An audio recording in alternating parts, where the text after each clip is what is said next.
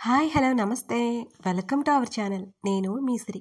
ఈరోజు మనం చెప్పుకోబోయే కదా మిసెస్ అగస్త్య పార్ట్ 5. కథలోకి వెళ్ళే ముందు వీడియోని లైక్ చేసి హైప్ చేయండి. అగస్త్య ఎందుకంత మంచి స్థాయికి వెళ్ళాడో నాకు ఇప్పుడు అర్థమవుతుంది. తన ప్రతి ఒక్క వర్కర్ బాధ్యతాయుతంగా ఉంటారు. తన వర్క్స్ని అసలు ఇబ్బంది పెట్టడు, వర్కర్స్ని. అలాగని మామూలుగా ఉండడు. కమాండ్ చేస్తాడు, అథారిటీ చూపిస్తాడు. ఒక్క నా విషయంలోనే కాల్చుకు తింటాడు. నేనేమంత ఆ పాపం చేశానో ఇప్పటికీ నాకు అర్థం కావడం లేదు. ఆ ఆలోచనతోనే నేను ఇంటికి చేరుకున్నాను. సదరు డ్రైవర్ గారు వెళ్ళిపోయారు. వండుకునే ఓపిక లేక బెడ్ మీద అడ్డం పడిపోయాను నేను. హాస్పిటల్ బెడ్ ఎక్కాల్సి వస్తుందని అన్న అగస్త్య మాటలు గుర్తుకొచ్చి పడుతూ లేస్తూ మ్యాగీ చేసుకున్నాను. తినేసి ఫ్రెష్ అవగానే కొంచెం హుషారుగా అనిపించింది నాకు. బెడ్ మీద వాలిపోయాను. ఆలోచనలు ఎన్నో నన్ను చుట్టుముట్టేస్తున్నాయి. ఆఫీస్లో తెలియదు, కానీ ఇంటికి వచ్చిన తర్వాత నాకు గత భవిష్యత్తు గుర్తొచ్చి వెక్కిరిస్తోంది.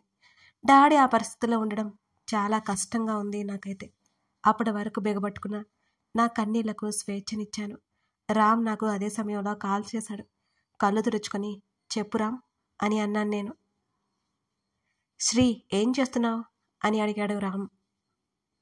ఇప్పుడే తినడం అయిపోయింది రామ్. కాల్ చేశావు, ఏదైనా ముఖ్యమైన విషయమా అని అడిగాను నేను. ముఖ్యమైన విషయం అంటే కాల్ చేయాలా లేకపోతే చేయకూడదా అని అడిగాడు రామ్. చచ్చా, అదేం లేదు రామ్ అని అన్నాను వెంటనే. అమ్మ ఇంటికి తీసుకురమ్మంటోంది నిన్ను. నువ్వెక్కడున్నావో ఎవరికీ తెలియదంట కదా అని అడిగాడు రామ్. రామ్ ప్లీజ్ అన్నాను. నేను ఎక్కడున్నానో ఎవరికి తెలియకూడదు. రామ్కి ఎలా తెలుసో నాకు ఇప్పటికీ అర్థం కాలేదు. శ్రీ, ఎందుకు నీకు ఎవరూ లేరు అనుకుంటావు, నేను లేనా అని రామ్ అంటుంటే తన మాటలో అర్థం నాకు బోధపడలేదు. ఏం రామ్ అని అడిగాను అయోమయంగా. అదే శ్రీ, నేను, మీ మమ్మీ డాడీ అందరూ ఉన్నారు కదా, చిన్నప్పటి నుంచి చూసినావు కదా, వాళ్ళకు ఒక మాట చెప్పాలని తెలియదా నీకు? నీకు మేము లేమా అని అడిగాడు రామ్ ఉద్వేగంగా. రామ్, అప్పుడు అంకుల్ వాళ్ళు ఊర్లో లేరు. ఇక విషయం గురించి వదిలే ప్లీజ్, నేను రాలేను. నాకు ఆఫీస్ ఉంది, ఏమనుకోకురా. ఆంటీకి కూడా చెప్పు, ఉంటాను. రామ్, నిద్రొస్తోంది అంటూ ఇంకొక మాటకు నేను తావివ్వకుండా వెంటనే కాల్ కట్ చేశాను. రామ్ ఫీల్ అవుతాడని నాకు తెలుసు, కానీ తప్పలేదు నాకు. నా ఆలోచన నేనుండగానే టింగమంటూ నా ఫోన్కి మెసేజ్ నోటిఫికేషన్ వచ్చింది. ఏంటా అని ఫోన్ ఆన్ చేసి చూశాను. రేపు ఉదయం 10 గంటలకు హోటల్ గ్రీన్ హిల్స్కి వెళ్ళాలి. అక్కడ మీటింగ్ ఉంది. గవర్నమెంట్ ప్రాజెక్ట్ ఫైల్ తీసుకురా. మర్చిపోయావనుకో నా సంగతి తెలుసు కదా అని వార్నింగ్ ఇచ్చాడు మా బాస్ రాక్షసుడు. అరే, 2 నిమిషాలు కూడా ఫ్రీగా ఉండనివ్వడు. అర్జెంటుగా ఆఫీస్ మానేయాలనిపిస్తుంది నాకు. కానీ అంత మంచి శాలరీ ఇచ్చే బాస్ నాకెక్కడ దొరకడుగా, తప్పట్లేదు అని నిట్టూర్చి పడుకున్నాను. ఒకప్పుడు చీకటంటే చచ్చేంత భయం నాకు. ఇలా ఇంట్లో ఒక్కదాన్ని ఉంటారని నేను ఎప్పుడూ అనుకోలేదు, అసలు ఎక్స్పెక్ట్ చేయలేదు కూడా. ఎందుకో నవ్వొచ్చింది నాకు, నా నిస్సహాయతకేమో బహుశా. తర్వాత రోజు ఆఫీస్కి వెళ్ళేది లేదు కాబట్టి ఆరాంగా లేచి రెడీ అయ్యాను. డాడీ కోసం హాస్పిటల్కి వెళ్ళి ఒక అరగంట పాటు గడిపి దారిలోనే టిఫిన్ తెచ్చేసుకున్నాను. నా ఫ్లాట్కి వెళ్ళాలి అని ముందుకొచ్చాను లేదు, అగస్త్య చక్రవర్తి కారు రోడ్డు మీద ఆగింది. 10 గంటలకు అన్నాడు కదా, అప్పుడే వచ్చేసాడేంటో అర్థం కాలేదు నాకు. స్కూటీ కిందే పెట్టేసి కార్ దగ్గరికి వెళ్ళాను నేను. కారు ఎక్కి వెళ్ళాలి అని అన్నాడు. సార్, 10 గంటలకు అన్నారు కదా. కడుపులో ఆల్రెడీ ఎలుకలు పిల్లులు కొట్టుకుంటున్నట్టు నా ఫీలింగ్ కాబట్టి అడగకుండా ఉండలేకపోయాను.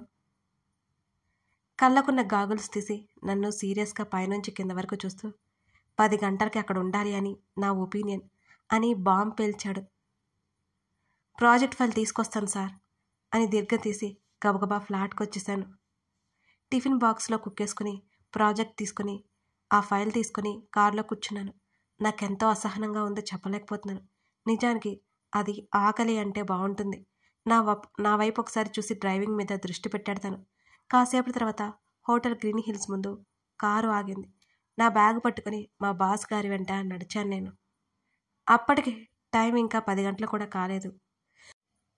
ఇద్దరం ఒక టేబుల్ ముందు కూర్చున్నాం.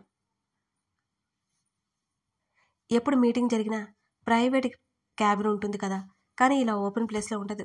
ఈయనేంటి ఇక్కడ కూర్చున్నాడు అనుకుంటూ అలాగే చూస్తున్నాను నేను. నోరు ఊరుకోదు కదా నాకు. సార్, మీటింగ్ ప్రైవేట్ రూమ్లో కాదా అని అడిగాను ఊరుకోలేక. మెనూ కార్డులోంచి కళ్ళెత్తి నా వైపు చూశాడు. ఆ చూపుకి బిక్క చచ్చిపోయి వెంటనే తలదించుకున్నాను. ఇప్పుడు నేను ఏమి అడిగానని ఇతగానికి ఇంత కోపం, ఇలా కొట్టేలా చూస్తున్నాడు? నాకైతే అర్థం కాలేదు మరి నిజంగానే. తను టిఫిన్ ఆర్డర్ ఇచ్చాడు. నా వైపు మెనూ కార్డు పెట్టాడు. నేను అయోమయంగా చూస్తుంటే, ఫాస్ట్గా ఆర్డర్ చేయి, త్వరగా తినేసి వెళ్ళిపోవాలి అని అన్నాడు అతను. సార్, నేను ఆల్రెడీ బాక్స్ తెచ్చుకొచ్చుకున్నాను, సారీ అంటూ కార్డ్ పక్కన పెట్టేశాను. నేను చెప్పింది చేయకపోతే నాలో ఉన్న ఈగో నిన్ను కుదురుగా ఉండనివ్వదు, అవసరమా అని అంటూ సీరియస్గా చూశాడా అతను. తిండి విషయంలో కూడా నువ్వే నాకు చెప్పాలా అని లోపల గొనిగాను. ఎలాగూ బయటికి ఏమీ అనలేను కాబట్టి. ఏంటా చూపు, కొడతావా ఏంటి అని కళ్ళు ఎగరేశాడు అతను. బాబోయ్, ఆ టైంలో ఎంత బాగున్నాడో అలా కళ్ళు ఎగరేస్తుంటే. తన ముఖంలో సన్నటి చిరునవ్వును కూడా నేను చూశాను. చిరాగ్గా ఉన్న నా ఫేసు కొంచెం సర్దుకుంది తన నవ్వు చూడగానే. సమాధానం చెప్పకపోతే నా కోపం వస్తుంది అని అన్నాడు. మళ్ళీ నా ముఖం చిరాగ్గా మారిపోయింది. లేదు సార్ అన్నాను నేను మెల్లిగా. ఏం లేదు అని అడిగాడు. మిమ్మల్ని కొట్టేంత సీన్ నాకు లేదు సార్, ఎక్కడుంది అని తల ఎత్తి చూడగా, అయితే ఉందన్నమాట నీకు, టైం వస్తే కొడతావు కూడా అని అన్నాడు నన్నే చూస్తూ. వామ్మో, నేనెప్పుడు అలా అన్నాను అని కంగారుగా అడిగాను. నీ మనసులో ఉందదే, నాకు అర్థమైపోయింది బాగా అంటూ హైబ్రోస్ పైకెత్తి నా వైపే చూశాడు. నేను మనసులో అనుకోపోయి పైకి అనేసానే ఏంటి కొంపతీసి. వామ్మో, ఆవులిస్తే పేగు లెక్క పెట్టే టైపేనా, ఈయన గారితో జాగ్రత్తగా ఉండాలి అని అనుకుంటూ, చచా అలాంటిదేమీ లేదు సార్, మీరు మాకు కూడు పెట్టే దేవుడు, మిమ్మల్ని ఎలా అలా అనుకుంటాను సార్ చెప్పండి అని అమాయకంగా ముఖం పెట్టాను. ఇది కొంచెం ఓవర్గా అనిపించడం లేదా నీకు అని సీరియస్గా చూస్తుంటే, వేలికేస్తే కాలికేస్తున్నాడు, కాలికేస్తే వేలికేస్తున్నాడు, ఎలారా దేవుడా ఈయనతో నేను వేగేది. నాకు పెద్ద కష్టం లేకుండానే అప్పుడే బేరర్ వచ్చి టిఫిన్ సర్వ్ చేశాడు. నేనైతే దించిన తల ఎత్తకుండా తినడం స్టార్ట్ చేసేసాను. తర్వాత ప్రాజెక్ట్ ఫైల్ తీసుకుని ప్రైవేట్ రూమ్కి వెళ్ళిపోయాడు అతను. అగస్త్య, మాలాంటి ఎంప్లాయీస్కి అక్కడ ఎంట్రీ ఉండదు, వెయిట్ చేయక తప్పదు అంతే. కింద అంతా హోటల్ ఏరియాలా ఉంది. Second third floor private rooms ఉంటుంది. ఆ తర్వాత మరో 2 ఫ్లోర్లు మాల్ లాగా డిజైన్ చేయబడి ఉంది అక్కడ. ఫోన్ చేతిలో పట్టుకుని నేను తిరుగుతూ ఉన్నాను ఆ మాల్ అంతా. ఊరికే బోర్ కొడుతుంటే చూడడం తప్ప కొనేది లేదు నేను. అక్కడ ఒక డ్రెస్ నాకు బాగా నచ్చింది. దగ్గరికి వెళ్ళి చేతితో పట్టుకున్నాను. దాని కాస్ట్ చూసి దెబ్బకు చేయి తీసేశాను. ఎందుకో ఆ క్షణం నాకు చాలా బాధగా అనిపించింది. ఒకప్పుడు నా కంటికి నచ్చింది ప్రతి ఒక్కటి తీసుకొచ్చి ఇచ్చేవారు డాడీ. ఇప్పుడు డాడీ అలా అయిపోవడం తలుచుకోగానే చాలా బాధగా అనిపించింది నాకు. అక్కడి నుంచి వచ్చేసి వెయిటింగ్ హాల్లో కూర్చున్నాను నేను. అగస్త్య గారికి క్లయింట్స్తోనే లంచ్ అరేంజ్మెంట్ ఉంటుందన్నమాట. నేను నా టిఫిన్ బాక్సు ఓపెన్ చేసి మెల్లిగా తినడం స్టార్ట్ చేశాను. నిజానికి ఉదయం ఎక్కువ పెట్టేశాడు మా అగస్త్య. పెద్దగా ఆకలి కూడా అనిపించలేదు నాకు. సాయంత్రం దాకా అక్కడే గడిచిపోయింది. ఔటింగ్లు అంటే మహా చిరాకు నాకు. ఆయన పియ్యే తీసుకొచ్చుకోవచ్చు కదా. శాడిస్ట్ ఫెల్లో నన్నే తీసుకొస్తాడు. నాకు ఇష్టం ఉండదని తెలుసు కూడా. నా మీద ఇంత పగ ఏంటో ఇతగానికి. ఎప్పుడో సాయంత్రం 6 గంటలకి బయటకు వచ్చాడు అగస్త్య. అగస్త్య బయటికి రాగానే పరిగెత్తుకుంటూ తన దగ్గరికి వెళ్ళాను నేను. చేతుకున్న వాచ్ వైపు చూస్తూ వెళ్దామన్నట్టు కళ్ళతోనే సైగ చేశాడు అతను. ఇద్దరం కారు దగ్గరికి వచ్చేసాం. ఎంత కాదు అనుకున్నా సిటీలోకి వెళ్ళేసరికి గంటైనా పడుతుంది. గ్రీన్ హిల్స్ హోటల్ సిటీకి చాలా దూరంగా ఉంటుంది. నీరసంగా కారులో కూర్చున్నాను నేను. అప్పటికే చీకటి పడిపోయింది బాగా. ఇంతకుముందు 2-3 సార్లు ఇలా సార్తో బయటకు వచ్చాను కాబట్టి నాకు కంగారు అనిపించలేదు. ఎప్పట్లా మామూలుగానే ఉన్నాను. ఆయన గారితో మాట్లాడే ధైర్యం అయితే చేయలేదు కాబట్టి నేను సైలెంట్గా విండో నుంచి బయటకు చూస్తున్నాను. వర్షం వచ్చే సూచనలు కనబడుతున్నాయి. నేను ఇంటికి వెళ్ళే వరకు వర్షం అసలు రాకూడదని దేవుణ్ణి కోరుకుంటూనే ఉన్నాను. ఆ గాడ్ గారు కూడా నా మాట వినలేదు. ఉసూరుమంటూ కూర్చున్నాను నేను. కాసేపటి తర్వాత ఉరుముల మెరుపులతో స్టార్ట్ అయ్యాయి వర్షం. భయంతో బిక్క చచ్చిపోయాను నేను. భయం ఏమాత్రం బయటకు తెలియకుండా బిగుసుకుపోయాను. అలాగే కూర్చున్నాను. వర్షం సన్నగా మొదలైంది. ఒకవైపు చీకటి. విండోస్ క్లోజ్ చేసుకుని లోపల కూర్చున్నాను. కార్ టైర్ నుంచి సౌండ్ వచ్చి ఒక్కసారిగా కారు ఆగిపోయింది. పంచర్ అయిందని అర్థమైపోయింది నాకు. డ్రైవర్ని మెయింటైన్ చేసుకోవచ్చుగా అని తిట్టుకున్నాను లోపలే అతగాన్ని. అయ్యగారికి డ్రైవర్ని పెట్టుకోవడం ఇష్టం లేదట. అత్యవసర పరిస్థితుల్లో తప్పితే ఎక్కడికైనా వెళ్ళాలి అంటే తనే డ్రైవ్ చేసుకుంటాడట. షిట్ అంటూ స్టీరింగ్ మీద చేత్తో కొట్టాడు అతను. ఈయనకేం పోయింది? ఇక నేను భయంతో వణికిపోతుంటే ముందు జాగ్రత్త ఏమీ లేదు ఇతగానికి అని కాసేపు అతన్ని తిట్టుకున్నాను నేను.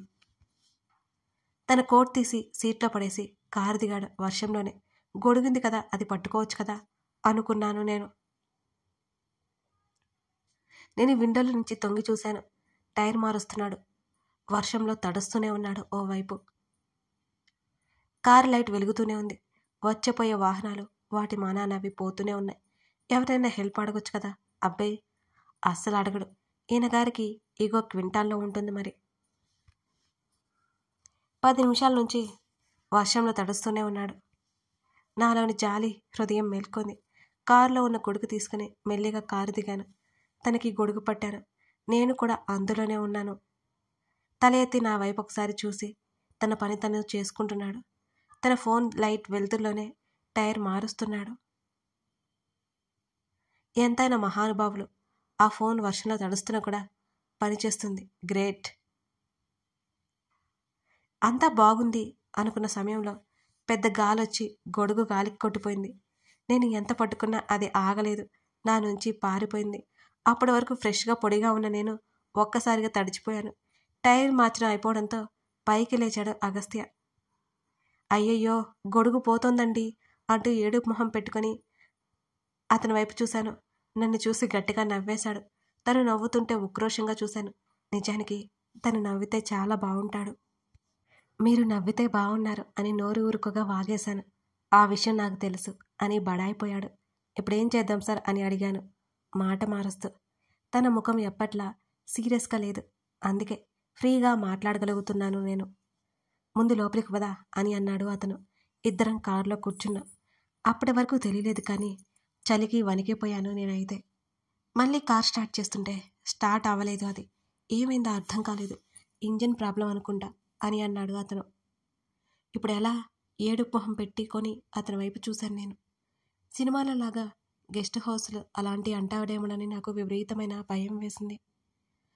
నో, నేను రాను. తనేదో మాట్లాడబోతుంటే ముందుగానే అరిచాను నేను గట్టిగా. అప్పుడు నా వైపు తల తిప్పి అదోలా చూశాడు. చలికి వణికిపోతున్నాను నేను అప్పటికే. ఎక్కడికి రావు? కనుబొమ్మలు 2 ఎత్తి అడిగాడు. గెస్ట్ హౌస్కి అని ముడుచుకుపోతూ చెప్పాను నేను. Are you mad? నా గెస్ట్ హౌస్ ఇటువైపుగా లేదు అని అరిచినట్టే చెప్పాడు. ఊపిరి పీల్చుకున్నాను నేను. ఆ ఆలోచన అతనికి లేనందుకు. మీ ఇల్లు చాలా దూరం కదా అని అడిగాను నేను. పర్లేదు, ఎలాగో అలా వెళ్తాం అంటూ ఫోన్ తీసి డ్రైవర్కి కాల్ చేశాడు. వర్షంకి సిగ్నల్స్ లేకపోవడం వల్ల ఫోన్ కలవట్లేదు. ఛ అంటూ ఫోన్ డాష్బోర్డ్ మీద పడేశాడు విసురుగా. ఏమైంది సార్ అని అడిగాను నేను అదే భయంతో. ఒకవైపుకు చలికి వణుకుపుడుతుంటే మరోవైపు ఆకలేస్తోంది నాకు. సిగ్నల్స్ లేవు అని చెప్పాడు తను విసుగ్గా. మరి ఏం చేద్దాం సార్ అని అడిగాను నేను. క్యాబ్ కూడా దొరకదు అని ఏదో ఆలోచిస్తున్నట్టు కంతలు నొక్కున్నాడు కాసేపు. నేను తన వైపే చూస్తూ ఉన్నాను. కీస్ తీసి పాకెట్లో పెట్టుకుంటూ ఈ పక్కనే హోటల్స్ ఉంటాయి కదా, వెళ్దాం పద అంటూ కారు డోరు ఓపెన్ చేశాడు. హమ్మయ్య అనుకుని తనతో పాటు కిందకి దిగాను నేను. ఫుల్గా వర్షం, చిమ్మ చీకటి. నేనైతే భయపడి చచ్చాను. కమ్ అంటూ తను ఫాస్ట్గా నడుస్తుంటే తడిచిన బట్టలు నడవలేక ఇబ్బందిగా అనిపించింది. మెల్లిగా నడుస్తున్న నన్ను చూస్తూ వాట్ హ్యాపెండ్ అని అడిగాడు. నడవడానికి కష్టంగా ఉంది అని చిన్నగా చెప్పాను. Come fast. తన చెయ్యి ముందుకు పెట్టాడు. మెల్లిగా తన దగ్గరికి వచ్చి సంశయిస్తూనే తన చేతిలో చేయి వేశాను. నా చేతిని దొరకబుచ్చుకొని పరిగెత్తడానికి అన్నట్టు అడుగులు ముందుకు వేశాడు. నేనైతే తనతో పాటు ఫాస్ట్గా నడవలేక కింద పడేలా ఉన్నాను తన వేగానికి. సార్, నేను ఖచ్చితంగా కింద పడదాను, స్లోగా పదండి అన్నాను నా బ్యాగ్ని గట్టిగా పట్టుకొని. తను వేగం తగ్గించాడు. తన జాకెట్ తీసి మా తల మీద కప్పాడు. తనేమో 6 అడుగుల కంటే ఎక్కువ ఉంటే నేనేమో 5.5 అడుగులు కూడా ఉండను మరి. అలాగే ఇద్దరం తల మీద ఆ జాకెట్ కప్పుకోవడం వల్ల వర్షపు తాకిడి తగ్గినట్టుగా అనిపించింది. బిక్కుబిక్కుమంటూ తనతో పాటు పరిగెత్తాను నేను కూడా. ఒక హోటల్ ముందుకు వెళ్తే వాచ్మెన్ రూమ్స్ ఖాళీ లేవని షాక్ ఇచ్చాడు. తను ఎవరో చెప్పాడు అగస్త్య. వాచ్మెన్ లోపలికి పంపించాడు మమ్మల్ని. కథ కొనసాగుతోంది. మరి వర్షంలో అగస్త్య, శ్రీధర్ చిక్కుకుపోయారు. మరి ఈరోజు ఏం జరగబోతుంది? హోటల్ రూమ్లో వారిద్దరి మధ్య ఏదైనా జరగబోతుందా? లేకపోతే వారిద్దరి ప్రయాణంలో ఇదొక ముఖ్యమైన భాగం కాబోతుందా? తెలుసుకోవాలంటే ఈ కథను మీరు ఇంకా చూడాల్సిందే. కథ నచ్చితే కామెంట్ చేసి నెక్స్ట్ ఎపిసోడ్ మీకు ఇంట్రెస్టింగ్గా అనిపిస్తుంది అంటే చెప్పేసేయండి. మర్చిపోకండి. Thank you.